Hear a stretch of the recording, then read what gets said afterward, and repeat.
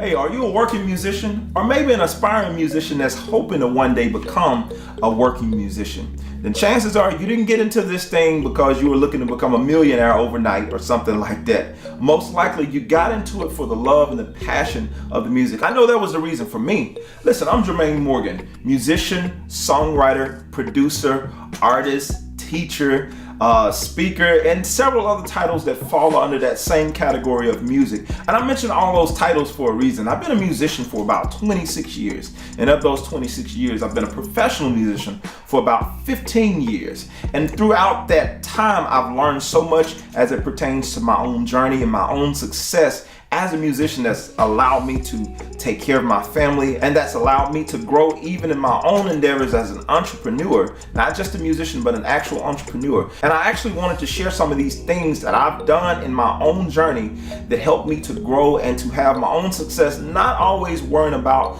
the next gig or who's gonna call me next in order for me to provide income and me to be able to take care of my family, actually creating something for myself. So I actually wrote this book called 10 Ways to Success, The Working Musician. And in this book, I wanted to show you practical ways that I've used that have been tried and proven that actually work to help you create your own income. And it might be some things that you may be overlooking if you are a working musician, because I know many times we can get caught up in the next gig, the next call, the next session, the next this, the next that, to the point that we're not looking to create anything for our own selves. We're waiting on someone else to call us. But in this book, I just want to challenge you to be more resourceful through my own personal journey, through my own personal story, so you can possibly look at some things you might have been looking over the years that could have been costing you some major success in areas that you never even thought about. So I encourage you to pick this book up. You can find it on Amazon, again, 10 Ways to Success, The Working Musician by Jermaine Morgan, myself. Or if you want a more personalized copy signed by me, you can find that on my website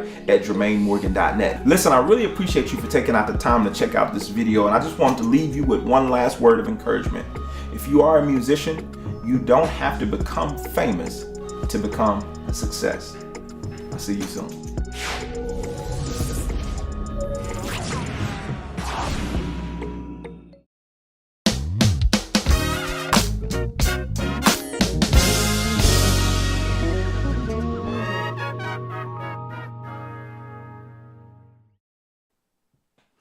Hey guys, hey, and welcome to Grooves and Motivation Live. This is Jermaine Morgan. So I sound like I'm on the radio when I'm greeting you guys early in the morning. So I wanted to jump right into this video this morning. Floppy, man, good morning to you. Hope all is well. Anybody else who's out there watching this morning, be sure to drop your name in the chat so I can see who you are. Drop where you're watching from in the chat as well. Love to see that. Melvin, good morning to you, man. Great to have everybody here this morning. So, yeah, jumping straight into it this morning. Really happy to be here. Very happy to be here. What's up, Tyrone? Morning to you, man. So I'm super excited, man. I've been working on some new music, finishing up some new music. The new band record is getting ready to drop really soon. So yeah, I'm looking forward to that, and I'm looking forward to letting you guys hear the new stuff that I've been working on. Been really excited.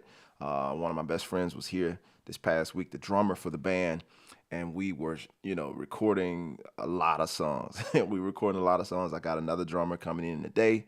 Got a little special treat for you guys for the record if you've been following any of the music. So we're going to record some stuff today. So really been working hard to get this stuff finished and get it out. So real quick, before we get too far into this thing, I wanted to let you guys know that today's video is sponsored by none other than Sweet Waters. Sponsored by Sweet Water.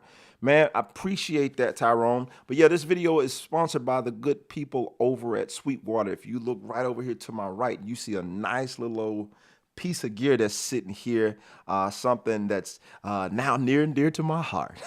I must say, this is the STUDIOLIVE, and the guys over at Sweetwater, man, these are some really cool guys. I must say that to have a company that's supporting the content creators like myself, allowing us to do these really cool videos, for you guys, or allowing us to showcase these products and let you check them out. You get some questions, you get some feedback about the gear and to see how it works, find out some stuff about it. I think that's really cool for Sweetwater. Granted, I know y'all need to go over there and check out some of the other stuff that's there, but you know, I think you've been able to check out some really, really cool stuff that I've been playing, been showing you guys, like this microphone, for instance, this Fender bass, and the STUDIOLIVE, what I'm talking about today, the STUDIOLIVE AR16C. So I'm going to tell you a little bit about the STUDIOLIVE, but I did want to mention the good folks over at Sweetwater for sending this over to me and giving me this opportunity to check it out and to give you guys some real feedback on it. I've been sitting with this thing for a minute now, for about a week, and I'm really, really digging it. I'm really digging it. If any of you guys are interested in knowing more about this thing, I'll put the link after this video. I will put the link below where you can go and find out. And if you're watching it in the replay, the link is already there. But after this video, I'll go and put this link where you can go to Sweetwater and you can check it out, read all the specs, watch all the other videos that you want to watch about it. But you know me, I'm not a real techie guy, but I did want to give you some real-time feedback about this particular mixing board. All right, so let's get right into it. So right off, everything you hear is coming through this mixing board. I mean, my bass is really low. Let me cut this up a little bit. Let me cut it down. All right.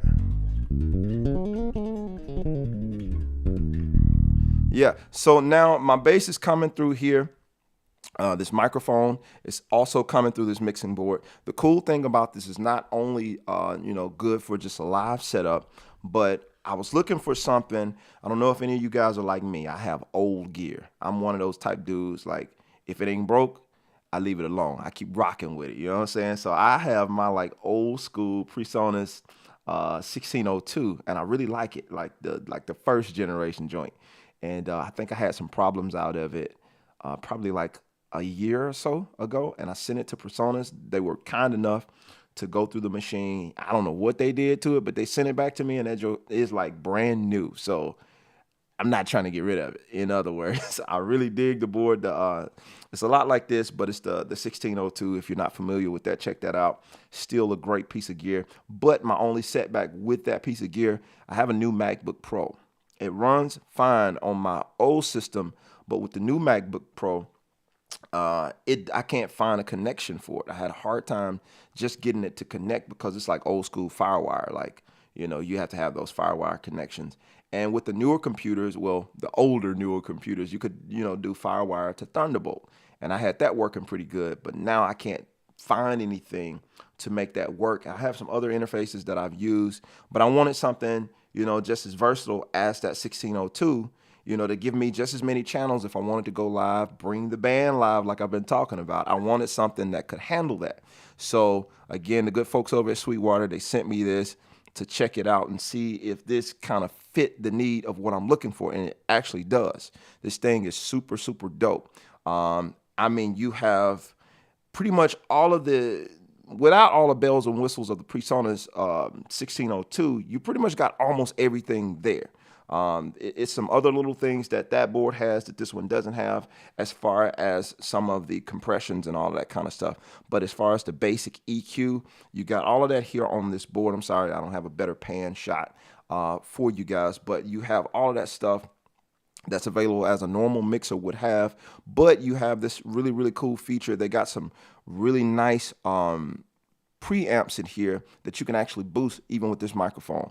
Most of the time with this microphone, you're supposed to get some type of lift to make this microphone be a little louder, but they went ahead and built something in the preamp of this mixer that with like regular podcast microphones and that kind of thing, you don't need any type of lifter if you don't want it. You can use the you can use the board and just go directly into the board and still have enough volume, enough headroom, all that kind of stuff, and you're sweet there. As well, one of the other things that they have here is a super channel. Well, they don't call it a super channel. It's basically it's called like a ST. That's the channel like 17 and 18, and I've heard some people call it the super channel because it does so much stuff. But one of the cool things about it, several of the cool things about it, you can run Bluetooth. You can run in RCA, like if you got like a I don't know, like if you running like a DVD player or something random, I can't think of anything, but whatever you would use the RCA connections for, you can run them right into there. You can control it. You can send aux channels here. You could also use an SD card. You can use an SD card. If you want to play something from an SD card, you can use that channel to control the volume of the SD card. You can also run in like a regular stereo 1/8" cable, like if you're running something like regular auxiliary cable from your phone, if you got an older phone, or if you want to pair your phone, Bluetooth your phone, you can do that as well. I found this morning. I was like, let me try it. I see I can Bluetooth my main computer over to this board and to come through my MacBook. So I'm like, let me try to see if I can run Logic from this computer and just Bluetooth it over. And lo and behold, come on. Let me click on the right screen. Here we go. I was like, yo, this is kind of dope. So I'm running Logic right now. This is what you're hearing. I'm running Logic Bluetooth from my other computer over to this mixing board just simply by pairing it. So I can play stuff from a different computer, that kind of thing, if I want to do that, or run a session from a completely different situation or whatever. It's cool. I like it. Maybe it don't mean nothing to you, but it's pretty dope for me. So I think that's a pretty dope feature for it to have as well. As well as you have some stereo digital effects, like you can add reverb and that kind of thing. Like, let me add something to this bass so you guys can hear what I'm talking about. So right here, I'm adding like different effects to the bass. Let me see. Let's find something else. It's like a nice little concert hall.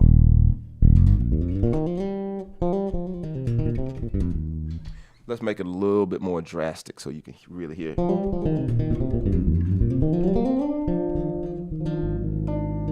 So I can add that stuff like while I'm playing on this board. I mean, there's tons of, they got like 16 different types of effects that you can add. If I wanted to add that effect to my voice as well, I can add that effect. You know what I'm saying? Like it's really cool. A lot of mixing boards have that, effects feature, but it's really clean. That's the thing I like about this board. It's a really clean sound. It doesn't sound over processed or anything like that. So anyway, I just wanted to kind of run through some of the stuff that's going on with this board. It is phantom powered if you need that feature, as well as most mixing boards are.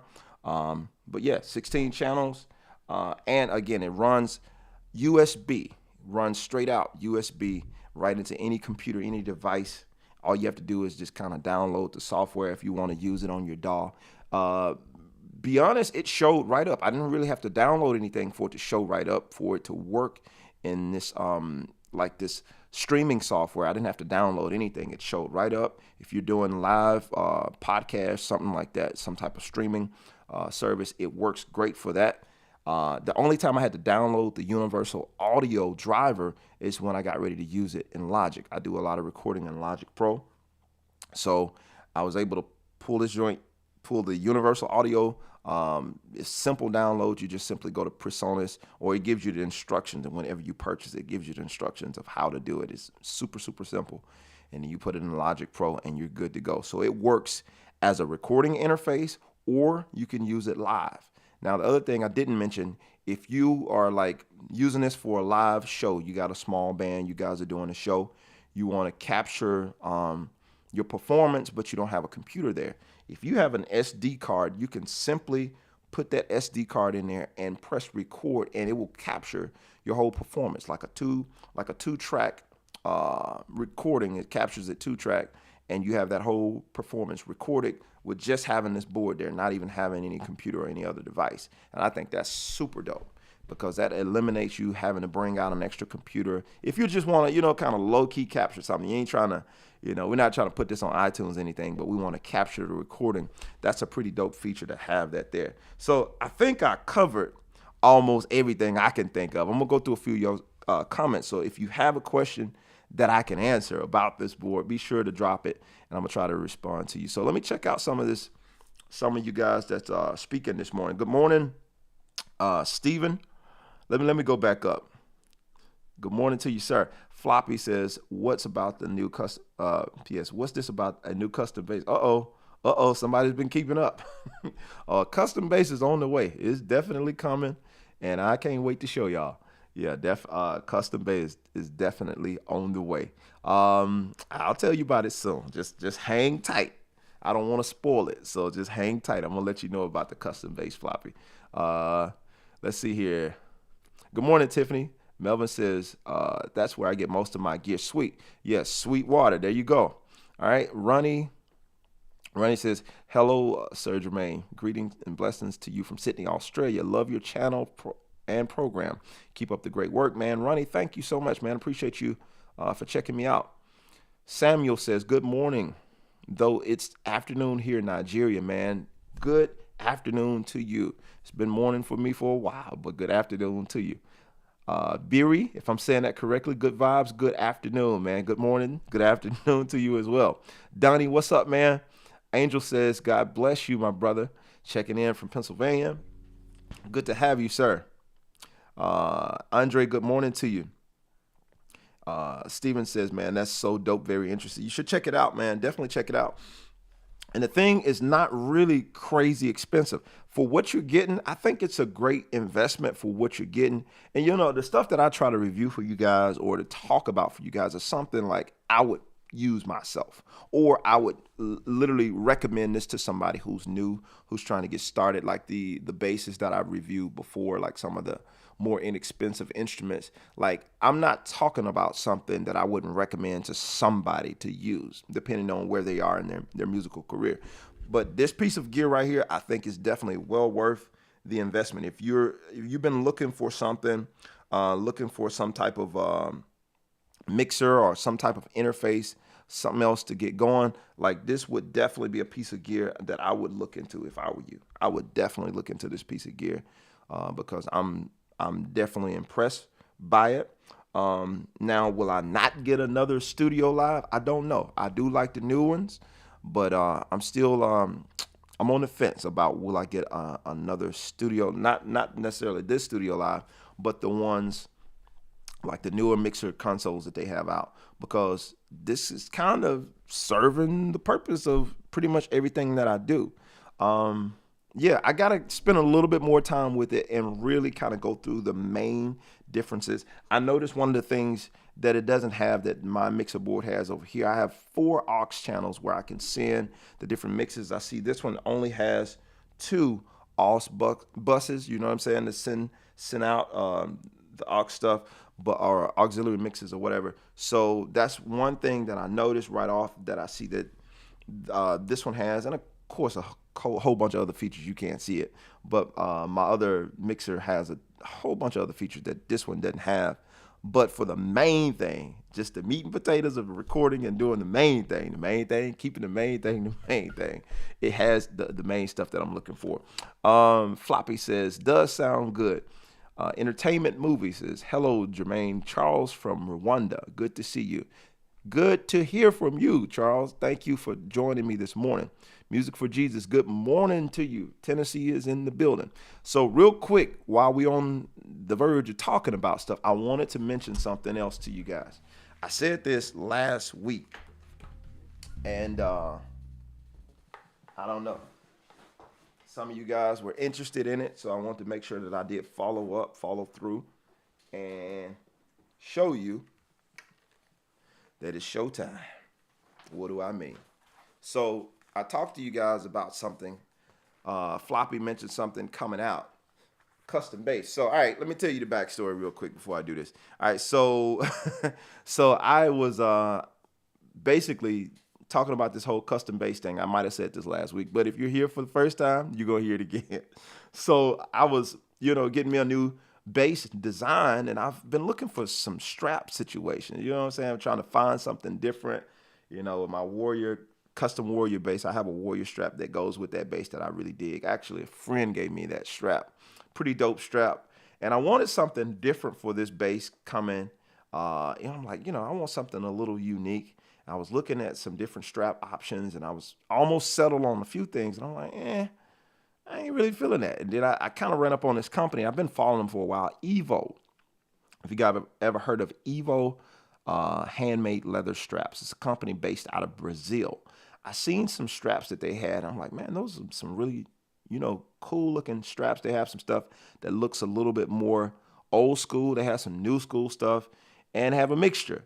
And I saw some custom straps that they made. I was like, hey, that's kind of dope. So, I'm like, since we're in the custom business, I said, let me see if they'll do me one with my logo on it. And I reached out to the company, and we pretty much talked about it, and we settled on it. And I pretty much got him to do a couple of designs for me. He sent me the designs, and he posted them. And so I just reposted. I wasn't going to post anything, but I just went ahead and reposted it. And because I reposted it, a lot of people started asking me for the strap. Like, hey, I want one. It's like, I wasn't really doing this for everybody, but hey, if y'all want it, I'll make it available. So all that being said, long story short, I got my straps in. And here's one of them. Here's the custom strap. So if you guys have seen the pictures that I posted on last week, now you get to see it somewhat in person. It's a wide strap, as you can see, very, very comfortable. This thing is handmade. It's leather. You can see the craftsmanship of it. It's stitched, and he didn't cut any corners on it. And it's a pretty dope strap. I dig it. I think it's dope.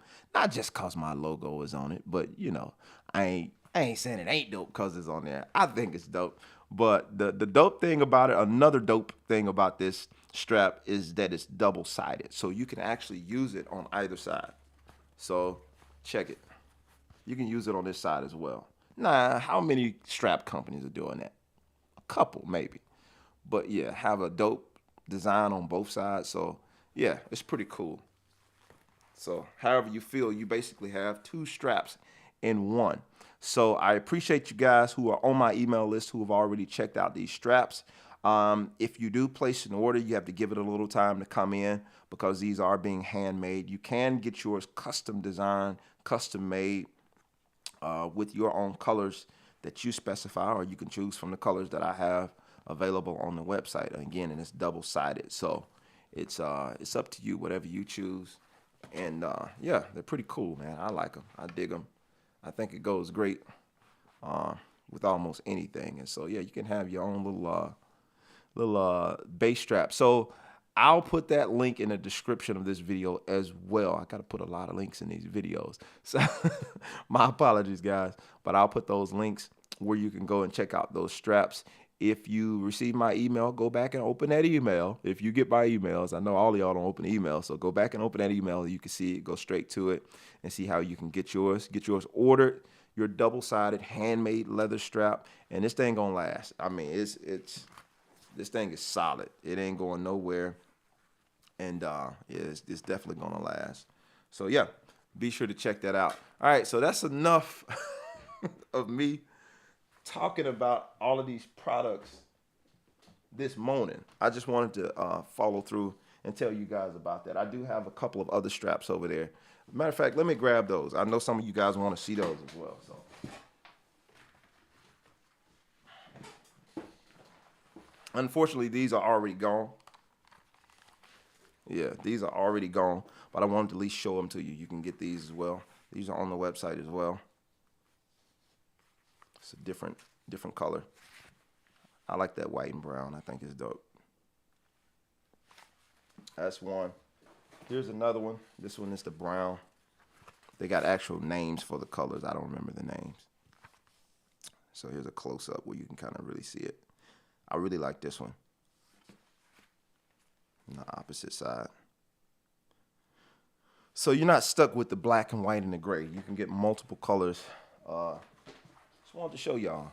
And for the people who support all of this stuff, I really, really appreciate it. It really means a lot to me that people even wanted to buy these straps because, again, I wasn't looking to get straps for, I'm going to start me a strapping business. No, I wasn't looking to do that. I was getting me something custom, something different, something unique.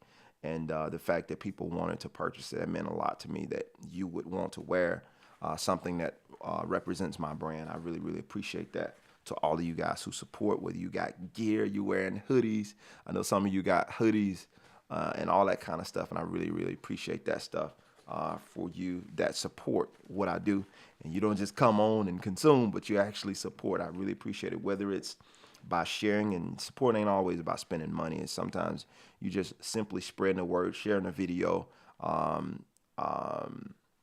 purchasing something, downloading the music, whatever it is you do. I really, really appreciate you. Yeah, Floyd, yeah, they are for sale. They are for sale on my website. You can find those there. I thought I put that link. No, I didn't put it up, but I will put that link in this video right after this video. He said, I need some new strap. Absolutely, man. So let's see. Let me go back because I haven't even played this morning. I wanted to get the preliminaries out of the way. I wanted to let you guys know about this board. And I wanted to let you know about the straps, but I haven't played yet. So if you just joining, you ain't missed much. Well, I ain't going to say you ain't missed much. You ain't missed me playing. So we got to get some grooves if we're going to do some motivation, all right? All right, let's go back and read a few of these comments. Good morning, Jermaine. Did you go to school for music or music production? Good question. So Occult, I did, let me answer it this way. I did go to school for music, but not in the sense of I went to learn music. I went to get a better grip on what I was doing. I was already playing for years before I went to school. So I did go to school, community college, and I took music theory, and then I transferred to the University of North Alabama. And there I studied like music production and basically like the music industry as a whole. So my bachelor's degree is in the science of music, like commercial music, just to better explain, just doing commercial music. And that ain't just necessarily music for commercials. That's basically music as a living. Commercial music, yeah. All right, so I did, to answer your question. Team Ramrod, good morning, Jermaine and crew. God bless you all today. I'd like one of those straps. Please grab one from JermaineMorgan.net. You can probably find them on my shop page if you're looking for them. If you're already on my page and you can't find them, just go to the shop tab. I'm pretty sure you'll find it there. Unless you want to wait for me to post the link. All right, so Wagner, if that's how I say it, good morning to you. Floppy says, saw the email. They look really good. Tyrone says, awesome. That's sweet. We'll be getting one. I think I read through some of these comments already. Cameron says, what's up, B? What's up, man? Good morning to you. He's about to buy one now. Yes, sir.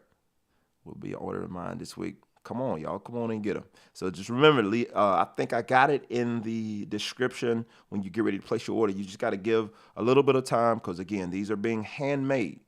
They're not made on an assembly line. They're being handmade well, I ain't going to say they're made on an assembly line. Ain't no sweatshop or nothing like that. But they are being handmade by a master craftsman in Brazil. Evo straps, they're designing each one of these by hand. So, yeah. Just give a little time for those to be designed and shipped. All right. I read Grooves and Motivation. Darn it. I was ready for my bass yoga. All right. Well, let's go. Let's get into some music. I have a little groove here. Let's see if we can get this going.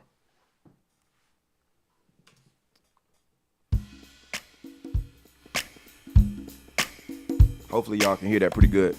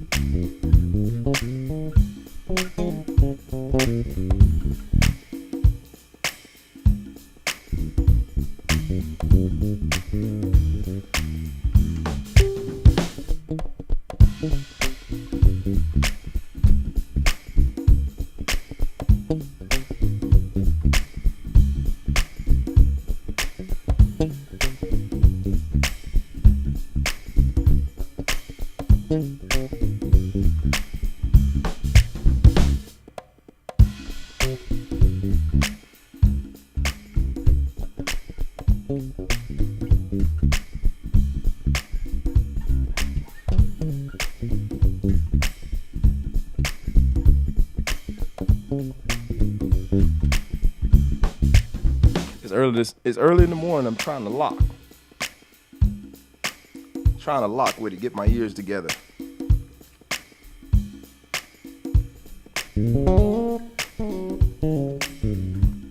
I'll go through some of these reverbs here.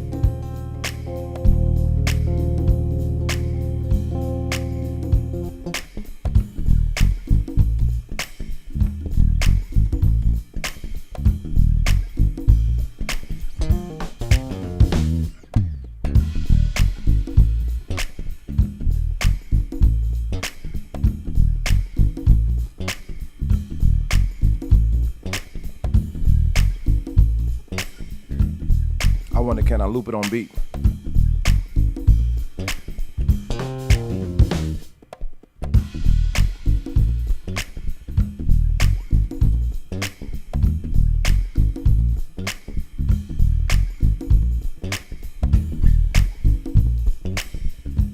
This is normally hard to do when you're looping it on something else. Let's do a shorter loop.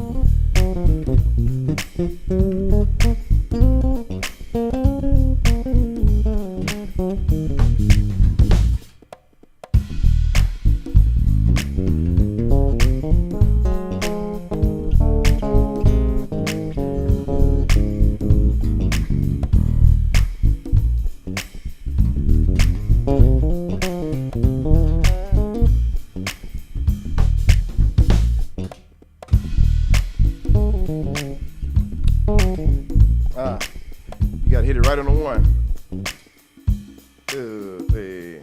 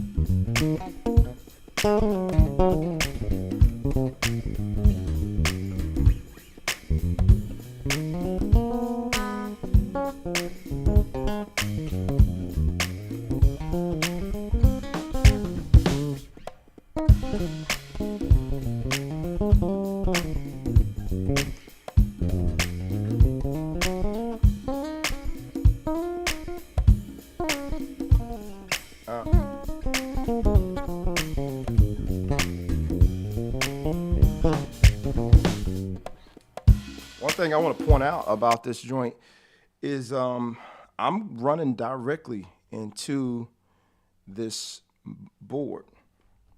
I'm not adding anything extra to it. I'm just like, well, other than my pedal board that I normally use, but that's generally my sound. I'm not really coloring up my tone or anything like that. I'm running, and you mentioned that, Steven. You said the bass is coming so clean through that mixing board, and that's what I'm saying. It's like it's a really, really clean sound, and I really dig that.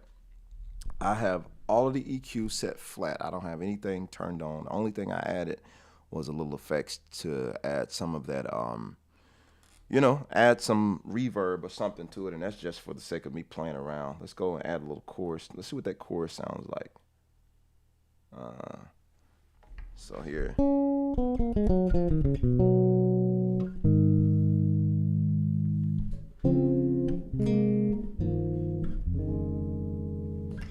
Right? So it's a pretty clean sound overall. Like I said, I'm not coloring up this tone hardly any, and it's just the preamp off of the bass and me just running straight in, you know.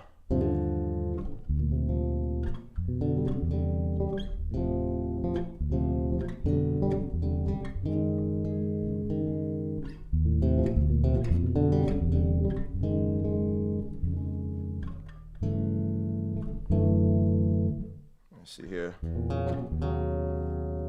Clear, crystal clear. Now I'm gonna add a little reverb off of my pedal, just a little bit. I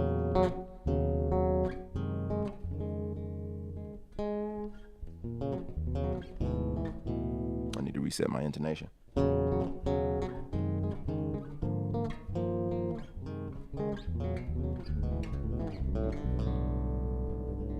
So you can hear all, I mean, it's pretty clear. It's pretty clear.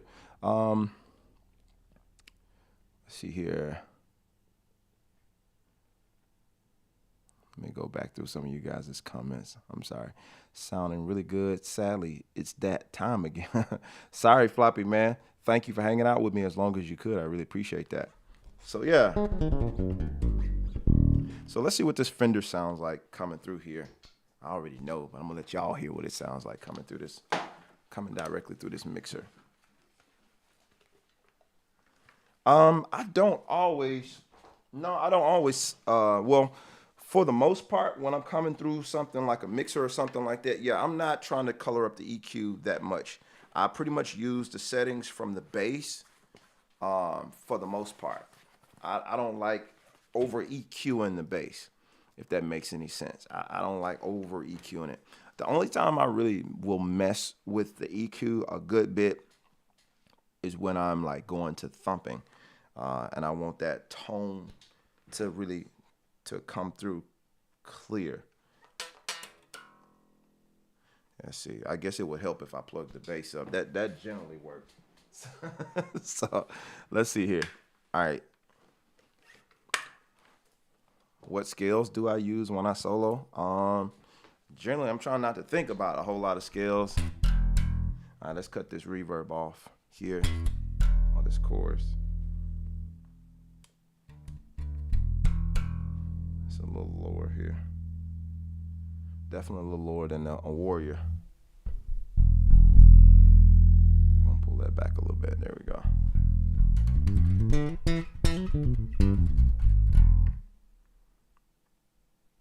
So this is the Fender. Definitely a lot warmer.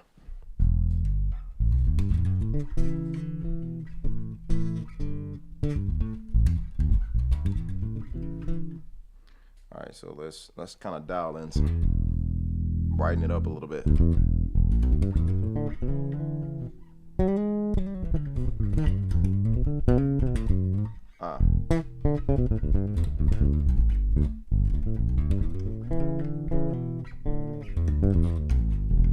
So let me go back. So Donnie asks, do you always play with your EQ set flat? How often do you have to change them? So Donnie, like I've shared this many times, but generally with my EQ settings, all right, so on the bass, if you're talking about the bass EQ or like with the amplifier, or running into a board or something like that, if I am boosting anything, it's probably just a little bit more highs, And depending on, it all depends on the actual bass. Let me say that. It all depends on the bass. Generally, I like to get the sound of the actual instrument without adding a whole bunch of color and that kind of things to it. I like to get just the sound of the instrument itself, right? And so I see what's there, and then I kind of tweak from there. Like with my settings on the bass, we start flat generally, and just kind of figure out what everything is if I don't know the setup. Like this right here is pretty much what we would probably consider flat for this bass. Everything is at 12 o'clock. So I'm just gonna play. Right? And so for me, that's cool depending on the record I'm playing. If I'm playing something a little bit more soulful, Visions by Mike, good morning to you, man. If I'm playing something that's more soulful, that might be cool. But for me, I like it to cut through a little bit better. I like to hear a little bit more definition in the tone. So one of the things, my go-tos is I like the mids. So I generally boost my mids because I do a lot of finger tone playing, finger style rather. And so, and you can hear just with me boosting the mids, that brought a little bit more clarity to what I'm playing already.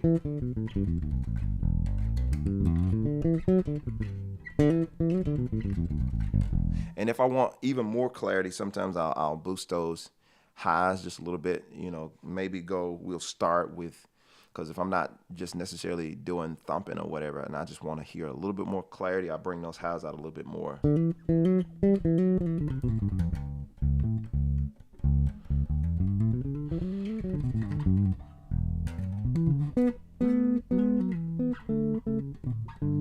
And that's a pretty cool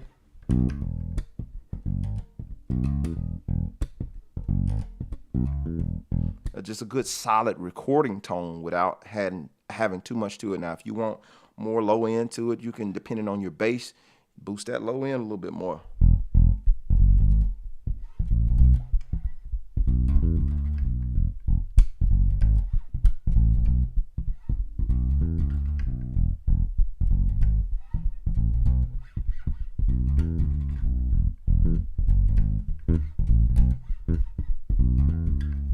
And that's a really fat, warm sound.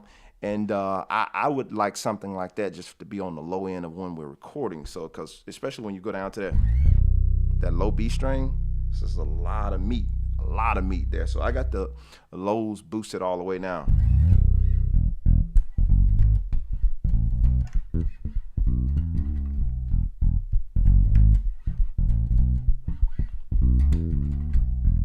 This bass, when you're playing this bass and you have that kind of tone, you know you're there to work, period. You ain't there to do no other thing. You ain't no fun and games.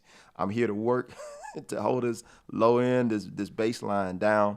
And that's the type of setting that I would have there. And then like if I know I'm going to be playing something a little bit more percussive, where I'm going to be closer to that back pickup, a lot of times I'll roll with a bass like this that's naturally really beefy. I want it to cut through to the back of the room. If it's a big room that I'm in, and I'm kind of aware of that, sometimes it can be so bass heavy that the sound is not clear at the back of the room. It might sound great when you're right up on your amp. You can hear everything clear, but at the back of the room, they just hear woo. That's all they hear. They hear the bass, they feel it.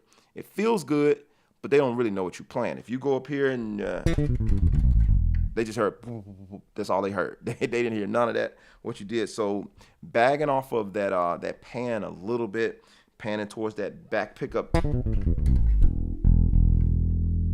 depending on the room you're in, it's a little bit more rounder tone, but it allows it to cut through, in my opinion, a lot more. And here I have the mids boosted, my highs are still boosted, and I'm just kind of panning. I'm not panning all the way back to that back pickup, but I'm panning way in the direction of it.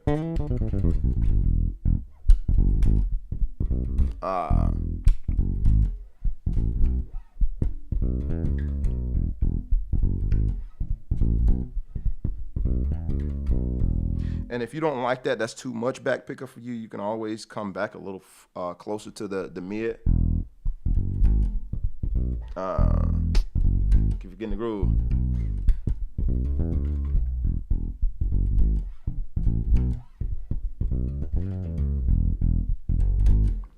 So you still get the meat and potatoes of everything, but you're not taking away from the actual sound of the bass. And it all comes down to preference. So to answer your question, Donnie, it depends on the bass. It depends on the context. If I'm just playing just the record, I'm trying not to do too much. But at the end of the day, I always, no matter what bass I'm on, I want it to be clear. I want you to hear what I'm playing very, very clearly. I don't want the sound to be super, super muddy. So like even if I were to do that, if I didn't have anything but this bass and I wanted to, play chords or something like that, I would back off those lows a little bit and maybe pan a little bit more towards that back pickup so they really sing through.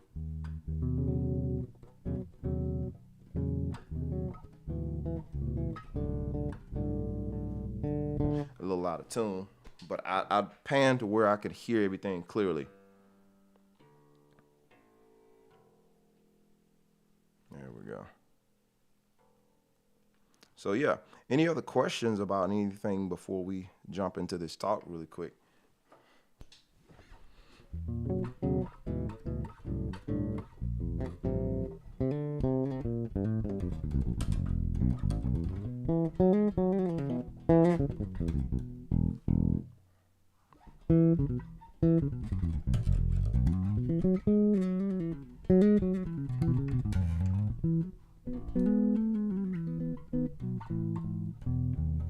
And you got to be careful too with these preamps coming straight through the mixer board. How you set on that's something else to be aware of. How you set on your amp, you might have to adjust it. If you plug it into something different, you run it directly in. It's like, man, this is how I always set my bass. So you might have to adjust it. Always go not necessarily with what you see, but go with what you hear, because your sound could be a little muddy, and when you're running through your cabinet, it might sound just fine, but recording, it might sound a little different. So you might have to adjust your EQ depending on the setting.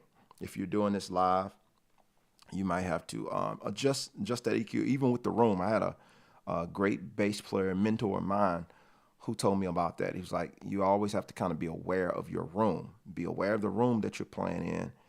Even though your sound, don't get the music store syndrome. You go in the music store, you plug up to any amp, everything sounds great. In that room that's treated for bass, that room is treated just for that reason. So anything you plug into is going to sound great there.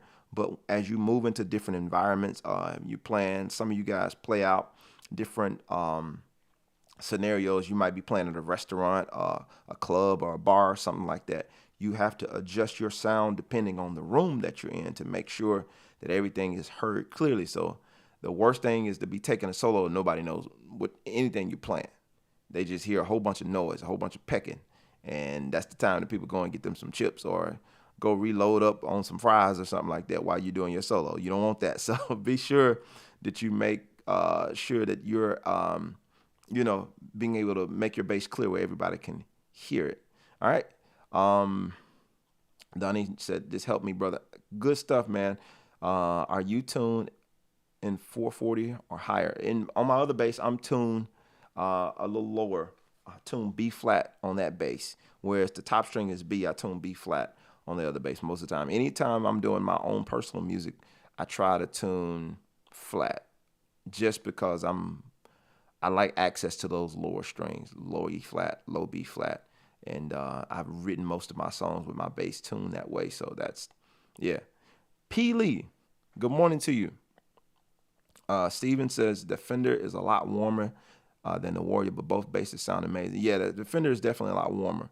Definitely a lot warmer. And it might have a lot to do with the fact that with that Warrior, I have a different lower string on there. I got that bass right now. It's tuned E, like the standard tuning, E, D, G. E, A, D, G, and then B, the B string, or the C string rather, because I got it tuned flat. C string is on the top. So yeah, I got it tuned a little different. So that's probably why this bass is warmer. For one, this has this really low string on the top, and I got a E string on the top instead of a B string on the top. And then the EQ of that bass is completely different from the EQ. The woods are different. There's a lot of different elements that make up that sound. Like you see this darker wood. The body is completely different. that has a brighter wood in terms of the maple neck on that bass. So you definitely going to get a little bit more brightness with that maple neck. I think that's an what is the body? Can't remember. I think it's maybe alder body or something like that. Don't get me to telling one because I don't know all the specifics, but I do know the wood and all that kind of stuff makes up the difference in the tone, because you can unplug both of these basses and play them and they're going to sound completely different. And that's just Fender. Fender naturally has a warm sound anyway. But yeah, you're absolutely right, man. Absolutely right. Tay says, good day. Any tips for starting at bass guitar channel at YouTube, starting a YouTube bass guitar channel? Yeah, just do it. I know my answers will be super simple, but yeah, you just got to get started and see what works for you. If you have a strategy already that you think may work, try it and see if that actually works. Because in your mind, it might seem one way, but once you actually execute it, you'll see maybe I need to adjust this, and allow your audience to help you figure out what's the best route you need to take. Unless you know, hey, I want to do this. This is the information. This is the content that I want to create, period. That's in the story. I'm not really trying to get any feedback from my audience, which is, I wouldn't say that's the most wise thing to do. But yeah, you have to start and see what works for your channel. See what type of videos from you people gravitate towards, and what ones are they like, yeah, I'm good. You know what I'm saying? You gotta try it. So Tay, that's my advice to you, rather, is just start trying it. See what works. Start putting your stuff out there, putting your content out there, and see what works. Hopefully that's helpful to you. Oritha, I know I'm reading that wrong. Arifa, I'm sorry. And I only got the live notification now, a bit too late to catch up from the start. It's all good. You can always go back and watch it in the replay. Halezo says, you're awesome, man. Thank you so much, man. I appreciate that. To God be the glory. I was away from my desk. Are you playing a Fender? Yes. MJ2, I am playing a Fender. I forgot y'all can't see the head. I got the camera turned different so you can actually see this mixing board over here. So yeah. So let's see here. Donnie says it right.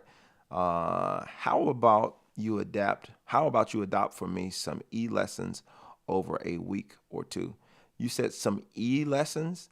I do have lessons, if I'm understanding you correctly. I do have lessons available on JermaineMorgan.net. Tons of lessons. So yeah, those been adopted and put into practice for a good while now. So yeah, check those out if you haven't already. Especially playing gospel music. Does the Fender feel very different from your custom? If so, how did you get around it? It does feel very different. I feel like I have to work a little harder when I'm playing this Fender versus, because I've been playing a custom for so long. And I started, like, my first professional bass was a Fender. But when I did move to custom, I noticed, one, the string spacing is different, and that you can get that on a custom. The string spacing can be the same as a Fender, so I'm not just saying that's the only thing. But for me, that string spacing is definitely wider on this Fender than it is on, the neck is longer, I think, on this Fender than it is on my other bass, and I might be wrong, but it feels like it is. And the strings are a little thick. I use a lighter gauge string, whereas I think the highest string on this Fender is a 45. The highest string on my bass, generally when I'm tuned standard, is a 40. So I'm using a lighter gauge string. My action is a little lower, so I don't have to work as hard when I'm playing that bass. And it has a very, very good response. Like, anything I'm trying to play, I can hear it very, very clear. I don't have to do a lot of digging when I'm playing. And it got a lot to do with your touch. I'm not trying to bash or say one is better than the other, because for each one serves its purpose. You know, if I'm playing a record and I want that feel of a Fender, I want to feel like I'm working a little harder, or I want to play a little differently, I'll play this Fender, or I'll play my little Squier that I got sitting over there, my 4-string, because I want that different thing. I want that different type of sound. So it definitely feels different, but I think just spending time on each instrument and getting familiar with each instrument, how each one of them feels, that's what helps you to work around it, because now all right, once I get on this bass, I have to kind of move a little differently. That's kind of like for me, I had two custom Warriors at one point, and my 5 and my 6 string, it felt different. But I had to get used to it by spending time on each one. So I started thinking differently on each bass. All the same thing, but I still have to think a little differently.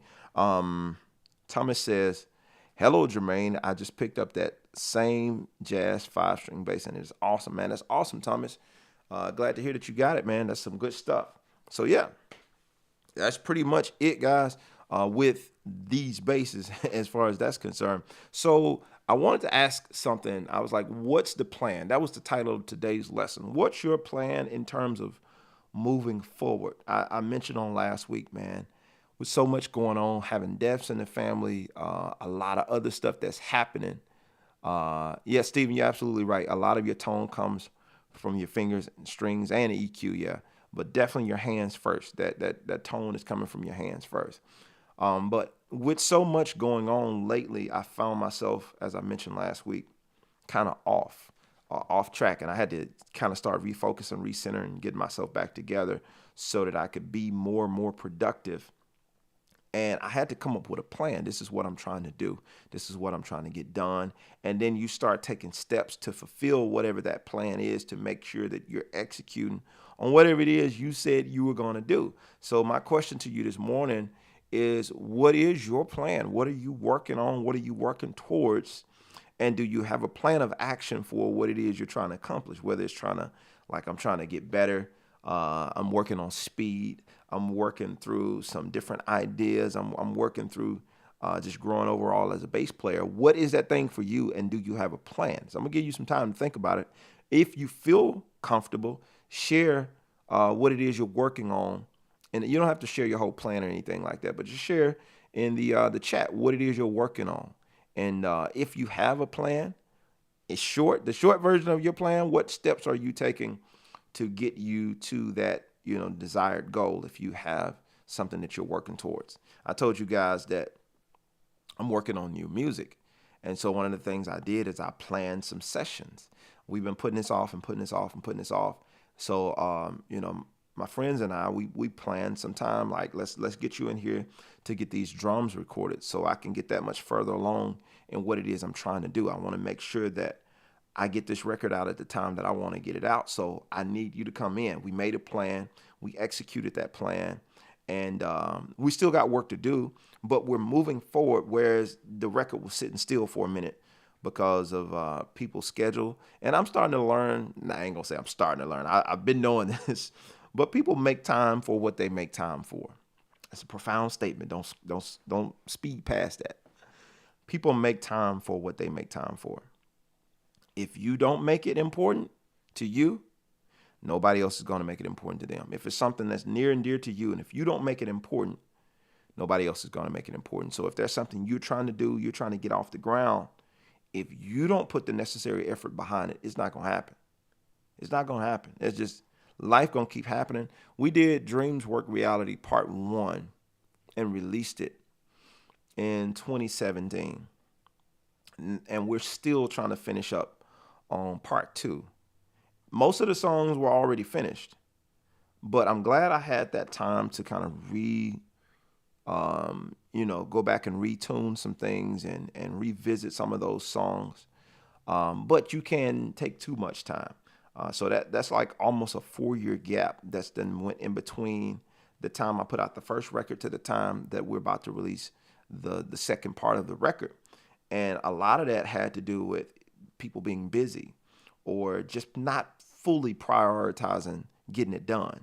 And it's like, no, I had to come up with a plan of action. And then also that's included in my plan, I'm not going to let anybody sabotage my plan for finishing the record.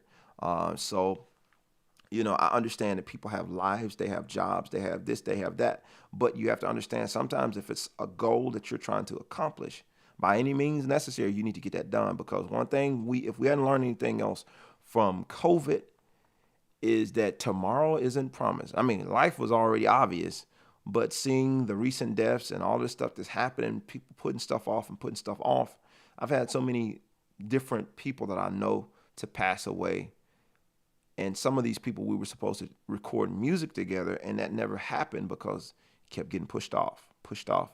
And nobody was trying to, I don't believe that people were trying to blow me off, so to speak, or just kind of disregard anything. I just think people didn't prioritize the thing that they wanted to do. So it might have been something that was a burning passion in their heart, but without a plan, nothing is going to happen. You're just going to be talking about it every time we see you. You know how I call them the Mr. Fintus and the Mrs. Fintus. I'm finna to do this and I'm finna to do that. We say in Mississippi, finna. We finna do this. We finna do that. Right? So don't be that. Don't be Mr. Finna. Right? I know that's good grammar, but don't be Mr. Finna because you'll never finish anything. Almost everybody knows that almost doesn't count. All right, let me go through a few of these comments while you guys are dropping in the section what it is you're trying to work on and what's your plan of action to get there. So Angel says, last Sunday, recording the live feed service, sound manager had me take my pedal board off stage and go direct to front of house. Should I invest in a DI box for bass? Should this happen again? All right, so let me make sure I understand you correctly. Said the sound manager had you to take your pedal board off the stage and just go directly into the front of the house. I would say it wouldn't hurt anything. Having some type of way that they can get the direct signal straight from you via XLR wouldn't hurt anything. You can get a lot of preamps, stuff like that. Like even my Spectre Drive by Personas, it has a direct out where you can run directly into the board straight from that. So there are a lot of options. The way I used to run is that I used to run. Oh yeah, this is the way I used to run. Well, I still do this from time to time. Sometimes I'll send, if they want just straight bass, I will send whatever my bass signal, like just pedal board or whatever, I'll run out of the pedal board straight into a DI to go into the front of the house. But I'll also run out of that DI into my amp, if that makes sense. So they're getting the sound not colored up by the amp, but whatever I'm sending them, if I'm using a pedal board, we're sending that direct signal straight from the pedal board to that DI, or if your pedal board has a DI on it, sending it straight out from that pedal board to the front of the house or to the main mix, and then sending something from your DI to your monitor, because that's your monitor, that's what you're hearing. So there's a number of ways that you can do it, but that's one of the effective ways that I've seen to do it. That way they get the direct sound and you hear what you want to hear on stage. And they're not necessarily hearing your bass rig, but they're hearing, they're hearing what you want them to hear, so to speak. Pedal board has a Sans amp, compressor, and a noise gate. Got you. So hopefully that helps, Angel.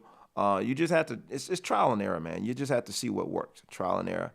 Maurice says, hey, Jermaine, how are you doing? I'm good. You think you can give some tips on playing bass in a session, please?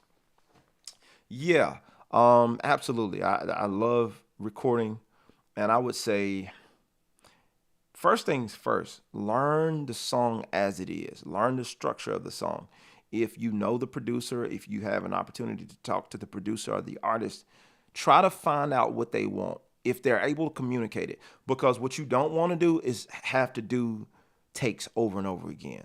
So if you can get a really, really clear picture of what that artist or that producer is wanting before you start, that's better for you.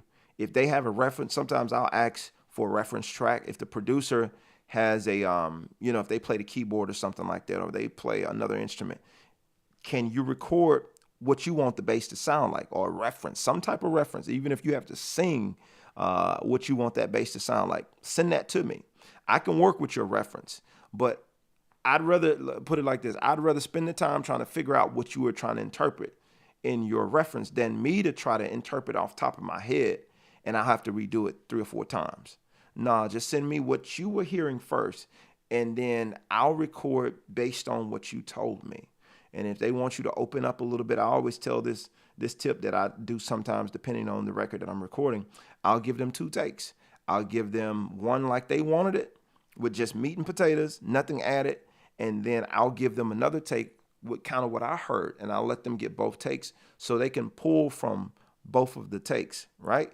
And that way, if they wanted you to open up a little bit more, you already gave them a take. That way you don't have to go back and do it. You already gave them a take where you open up a little bit more, and maybe some stuff you heard and second guess. Because a lot of times when I second guess something that I heard like that would have went dope on the record, they end up asking me to do that very thing that I heard. And it's like, man, I thought about doing that, but I just didn't do it. So if you go ahead and record while you're doing your main take, go ahead and do a second take and open up and give them the color stuff. You know what I'm saying? Give them the sprinkles on top, the little seasoning on that next take. Or if you know the producer and the artist really well and they trust you, you can do it all in one take and just go ahead and open up. But that comes from having a relationship and building trust with that producer or that artist that allows you to really express on that record. But the biggest thing is to go ahead and play the record as is. And one of the things I learned the hard way, don't play too safe, especially when you're dealing with a new producer or a new artist. Don't play too safe. They call you for a reason. So there's something about what you do that they're wanting on their album. So they expect you to deliver that very thing. But when you play it too safe, it sends a message like maybe this person isn't as good as I thought they were. Or maybe I need to get somebody else to do that. That's why I mentioned kind of giving them the 2 takes. That way you can open up in the second take and really show them what you have to offer. But if you only just give them that 1 take and it's like literally verbatim what the record was, with some people, perfect. But with other people, it's like, I was looking for something else, but I'll take that. And you don't want to leave anybody with a bad taste in their mouth. That way, if I give you 2 options, if you're new to what I do, I give you 2 options, at least you know you got some wiggle room in there. And if you didn't want something from this take, you can pull it from the second take, right? All right, so hopefully that was helpful, Maurice. Donnie says, I'm trying to start a band, but I've learned that some musicians will never take it seriously because they have the it's your band, not mine's mentality. Listen. I've been at the Jermaine Morgan Band for a while. And I put it like this. People will take you as seriously as you take yourself. Going back to what I said earlier, they will take you just as seriously as you take yourself. Presentation is everything. How you present yourself. You have to, let me say this, Donnie, you have to present it in a way, you have to present what you're doing in a way that makes people attracted to what you do. You present it in a way that makes people want to be a part of it. Presentation is everything. How you present it. Because if you present it like it's something that's like a waste of time, well, I don't want to waste my time doing it. If it looks like you're bored, you're not having a great time, you're not headed anywhere, like what's the direction that we're headed with this thing? What's the end goal? Do we have an end goal? So we're just rehearsing it. Are there any gigs lined up? All about presentation. How do you present that thing in order to make people want to be a part of it? Nobody wants to get on a train that's going nowhere, right? They want to know, where's this thing going? If I can see your vision, you present that vision to me. You're a salesman. You're a salesman in everything you do. I started learning that when I got more into speaking and learning about how to talk and what we're talking and the things that we're saying. I started learning you're selling. You're selling somebody every day on what you do. You're selling somebody on your vision. So if you want people to want to be a part of your band or something that you're doing, something that you're starting, your vision has to be convincing enough to sell somebody on that idea that they want to partner with you, that they want to be a part of what it is you're doing because they see where it is you're headed. But if you're looking like you're not going anywhere, it's going to be hard to convince somebody to get on board of a train that's not moving. So hopefully that helps. And I think when you give people room, the second part of that, it's your band, not mine. When you give people some share into your brand, your company, your thing, it feels like they have some valuable input, you make them a part of it, then they want to add more. But when what am I trying to say? When you treat it like that Daffy Duck mentality, mine, mine, mine, mine. If you treat it like that, then people are going to be like, you know what? This is yours. And I don't know if I got time for it. But if you create an environment where you welcome people to be a part of your idea, this thing that you've created, then now people want to be a part of it. It's like they see what you're doing. They see what you're building. It's like, you know what? That's kind of dope, man. I see where I could add to that thing. I see where I could really be of some assistance to you. But if you're a type of person, not saying that you are, but I'm just saying this might be for somebody else. If you're the type of person, you look like you're going to take all the credit for everything. You never really recognize anybody, give anybody else any credit for anything, but it's all you. Even though it's your name, there's a way to have your name associated with something or your name on the brand, and other people feel like they're part of that thing. They feel like they're part of the life-giving force of that thing, and they feel like there's an equal payoff for them for being a part of it. But when it looks like you're the only one who's going to get the payoff of all this work that I put in, no, I don't want to be a part of that, because only you're going to be the one that get the payoff. You're going to be the one that gets all of the quote unquote glory for this thing. But if you create an environment where it feels like somebody else can share in some of that success of this thing, then of course they want to be a part of it, because they see it not as only your thing, but they see it, this is a us thing. And I'm honored to be a part of it. Look at what Dave Matthews has created with his band. It's like, I think I looked up something the other day. Carter Beauford. Everybody knows him as Dave Matthews' drummer, but it's like when you hear about Dave Matthews, you're not expecting him to show up by himself. You're expecting the whole band, because that's the name of the band. And everybody is kind of built their, I don't want to say their name, but everybody's kind of built their thing around that band. So you know it's not just a one person thing. It's like, okay, I know I'm going to get this Dave Matthews experience. Even with Marcus Miller. You're looking for Marcus Miller on bass, but you know you're going to get an experience when you hear his band. You're looking for all of those cats. There's some familiar faces. Those faces have changed over the years.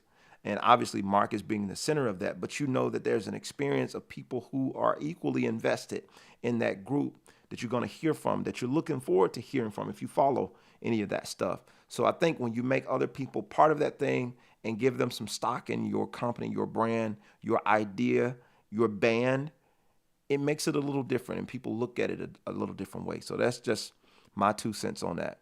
All right, there's some good stuff that y'all are trying to do. I think it's really dope. Mo Love, SMusic. All right, or S Music rather. I think it goes back to what you said about the room. Yeah, you was talking about the setting up the bass, that kind of thing. SC Bass, why aren't there many stable gigs outside of the church for black musicians? That's a great question. I don't know if I have the answer to that. Why aren't there many stable gigs outside of the church for black musicians? There are a lot of, I think it has a lot to do with where you are. There are a lot of gigs. What I've seen in Atlanta since I've been here is a lot of creativity in the black community. I see a lot of people being very creative. If you're somewhere where you feel like there's a lack of stability for black bands, I would say that would come around to a lack of creativity and perseverance. Anything you're going to do that's new, you're going to have to keep persevering. The thing about a church, people are invested into a church because of, spiritual and religious beliefs and that kind of thing. It's an organization that's already been established. People already know what they come in. If they have music in their churches, they know what they come to expect. So you're going to have a band. It's kind of like a grocery store is going to have groceries, right? People have come to expect a certain thing when they come to these places. Well, where there's no expectation, people kind of fail to show up. So are you creating something, or is there a sense of something new that you're bringing every single week with band situations or with gig situations that create some type of expectation for people to want to show up? Because I think if you created an expectation and you are able to somewhat change the culture, people begin to show up because they begin to expect it. I've seen even recent years, my home area, not necessarily my hometown, but Tupelo, Mississippi, have been doing way more and more live music performances. Now, I will say some of that stuff is like, there's not a huge jazz scene, but there is a blues, gospel, and several other genres down there, country, you know what I'm saying? There's a lot of that stuff that's happening, but you kind of got to go with the area, of course, because people like what they like. Sometimes you can introduce them to something that they haven't been used to, but other times, you kind of got to go with the culture. What's the most popular thing in the area? And if that's country music, if that's blues, then if you're coming in there doing a whole bunch of jazz stuff, it's going to probably be, slim to none in terms of people showing up for what it is you do. But if you're doing something or you find a niche audience who is interested in, because they might be there, you might find a niche audience who's interested in what you do, but you got to make sure that you're providing enough value for those people to exchange their time to come and hear or see what it is that you're trying to do. So by doing that, you can create gigs. If you can create enough value and you can convince people, going back to the whole idea of being a salesman, if you can convince people that what you're selling is worth their investment, then you can get people to show up for it. You can always do something different.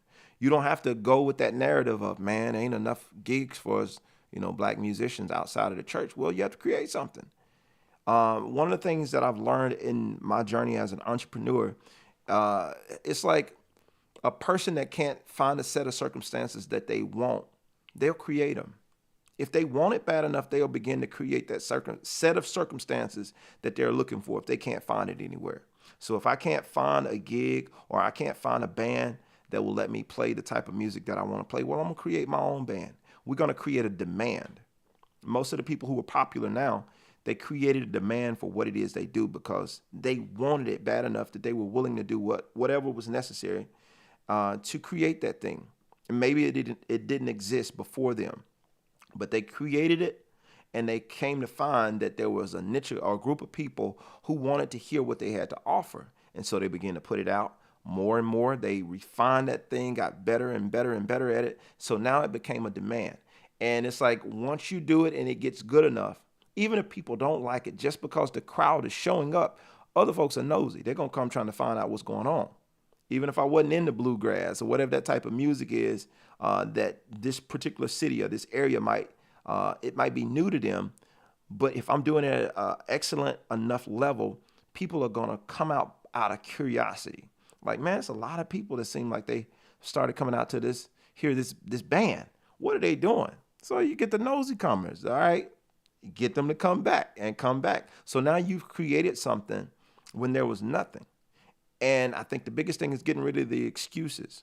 Don't allow the stereotypes or whatever to override your ability to be creative and to create something. Because if you think it's going to fail, it's not going to work, well, you already lost before you started. It's all about how you approach it, how you look at it. Nobody asked me to start a Jermaine Morgan band. Nobody asked for me to put out any music. Nobody asked for anything that I do as an entrepreneur, as an artist, as a musician. People don't ask for it, but I created it. And to the point where a lot of people are looking for it. You might not be, but there are a lot of people who are looking for exactly what it is that I do. And when I put it out, they purchase it. They buy it. They take advantage of it because it's something that they're looking for. So if you're not necessarily seeing the audience that you want, you have to just persevere and endure and keep doing it until you attract the audience that you want. You got social media now that allows you to film and put it out there on Facebook or whatever. So maybe people don't know about it. You know what I'm saying? And if you're in an area where you're able to do this all the time, you just got to do repetition. So people know a little bit more about it, put it out where people could hear about it. And then you can start creating the gigs that you're looking for instead of waiting on somebody to call you or to offer them to you. So hopefully that helps. And I know every situation is different. I'm not dismissing that, but hopefully that answer was really helpful. It's really difficult. This is Team Ramrod. It's really difficult to balance work life, home life, church life, school, and music in a way that's not stretching me thin. I get it. That can be a challenge for sure. What I had to do when I was in that struggle is I had to start getting up earlier in the morning. I literally had to start getting up earlier in the morning.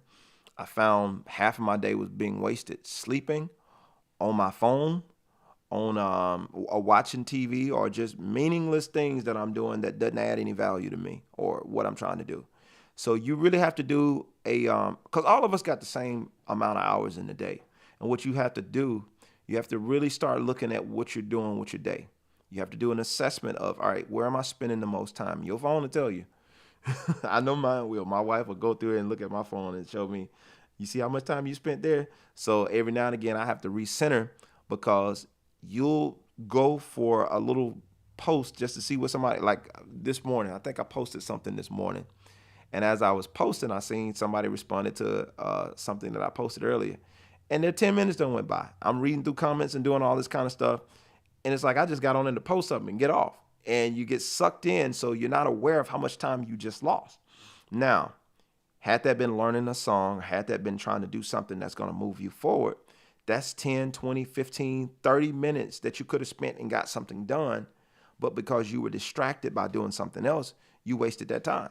And most of us don't like to be honest. We waste a lot of time. How much time are you wasting on Instagram? How much time am I wasting on Instagram? How much time are we wasting on YouTube? You know what I'm saying? So a lot of us, it's not that we don't have enough hours in a day. It's probably we need to get a better grip on our time. And if we don't have enough, we feel like we don't have enough time in the day. All right, well, maybe I need to go to bed a little earlier or get up a little earlier. You know what I'm saying? Or do both. So I had to start getting up at, I started getting up at 6. I think I used to sleep in at like 8 or something, or whenever I get up until I got kids. And then all that was shut down. And then I started getting up at 6. And I still noticed like, man, I don't feel like I'm getting enough done. So I started getting up at like 4:40 in the mornings. And so I noticed when I get up at 4:40, by the time I would normally be getting up, I'd be finished with the first half of what I normally try to do when I get up in the morning. So that gives me like 2-3 extra hours to get other things done that I didn't have before. So you find time just by moving some stuff around. So by the time everybody else has got their day started, you finish half of your stuff that you had to do for the day. You know what I'm saying? You already worked out. You already practiced. You already learned songs. You already got all that stuff knocked out. So you can move on with your day as normal. So if I got a session, if I got a gig, or I got something, a call or something like that, I have time for this stuff now because I've already got my other stuff out of the way. I got it knocked out. All right. So MJ2 says, hobby for right now. Every now and again, I do a song or two, working to save or to get my own house. No more moving for me until I retire. I got you. So every now and again, you do a song or two. I got it. So I'm trying to understand if you're asking about a hobby right now, or if that's your hobby, just learning a song or two every now and again, or if music is the hobby for you because you're working to save. So I think that's what you're saying, but you can give me clarity on that if you're still here. Charles, good morning to you, man. He said, working on becoming the backup bass player at my church. Been putting 10 hours in or better each week for practice, trying to learn new music. Have a pretty cool bass coach too. I got a pretty cool student too, man. Thanks, Charles. I appreciate that. I can hear you putting in the work. I would say, man, that's a cool goal for starters, to be the backup bass player at your church. But why not be a main bass player somewhere? You know what I'm saying? I ain't trying to move your guy out of the way, but you know what I'm saying? They might have to, slide over or something like that, or find somebody else, or maybe being the main bass player for a band or something like that. One of the things that I've learned throughout this journey, and I know what you mean, Charles, in context, that's like, short-term goal is to be, backup bass, and then wherever it goes from there, I get it. I got you. But one of the things I've learned just in my moving in this entrepreneurial thing, because I think that's the biggest shift that happened for me once I started becoming an entrepreneur, it's like you have to set unrealistic goals sometimes. And that sounds like terrible advice. But the reason why I say that, when you set those unrealistic goals, it gives you something like crazy to shoot for. People tell you to shoot for the moon.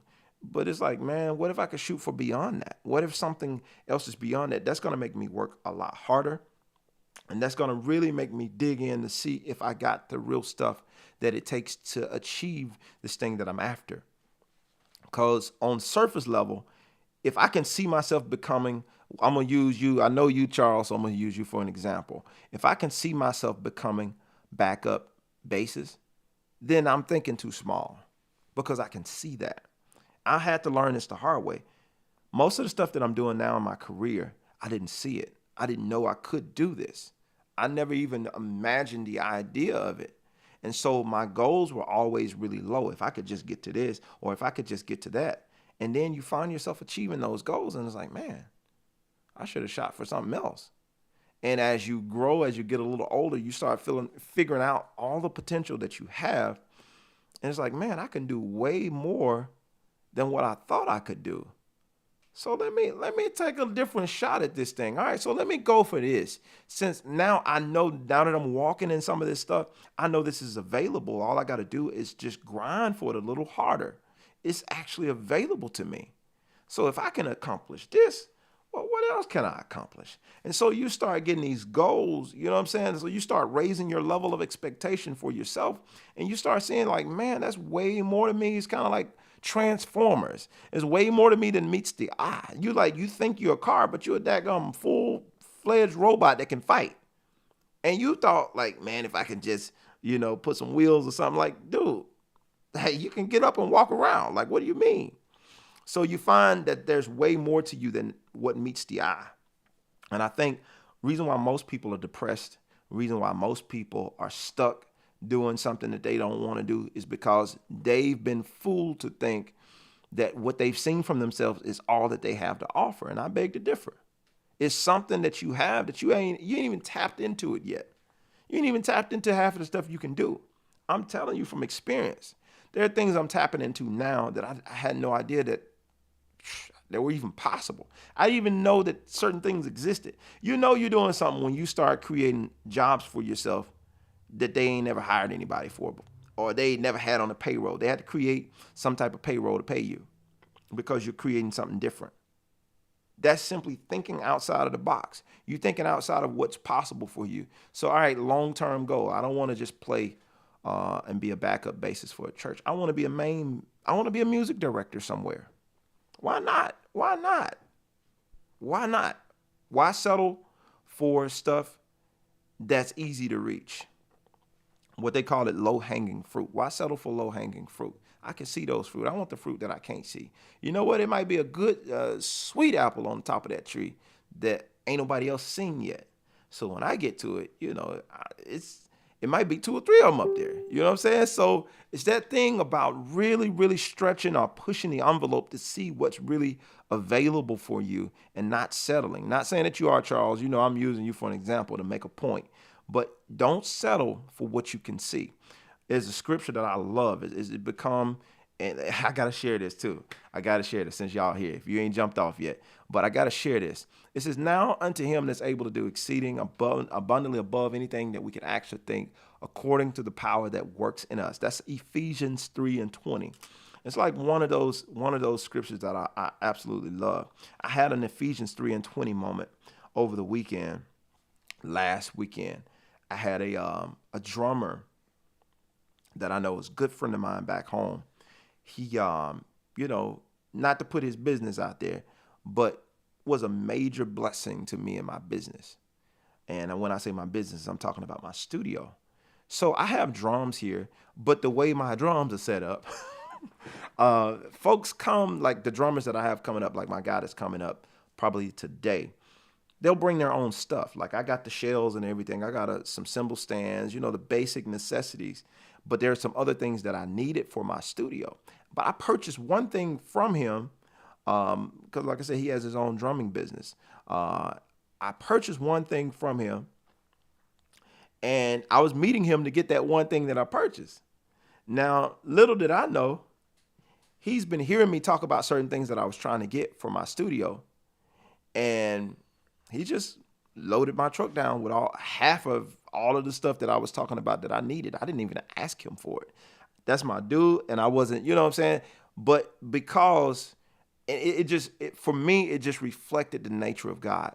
Sometimes when you are consistent about what it is you're trying to do, it's like you'll find somebody else that might meet that need, or you'll find something else that goes beyond what it is you were going for.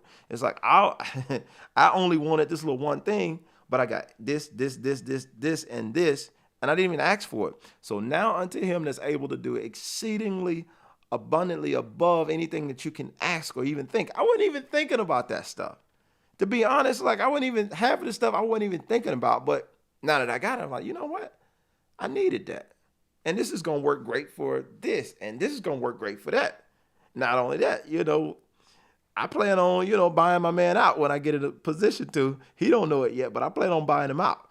But it just goes to show you when you raise the level of your expectations, sometimes got to do it without you even thinking about it. You know what I'm saying? Just because you're so focused on being productive in one area or productive in one thing, it's almost like certain things follow that. Going back to what I answered earlier about you building something attractive that people want to be a part of, people want to invest into, people want to help you get to that goal because it looks so attractive. It's like my guy who's been a friend of mine for a while, he sees what I constantly do.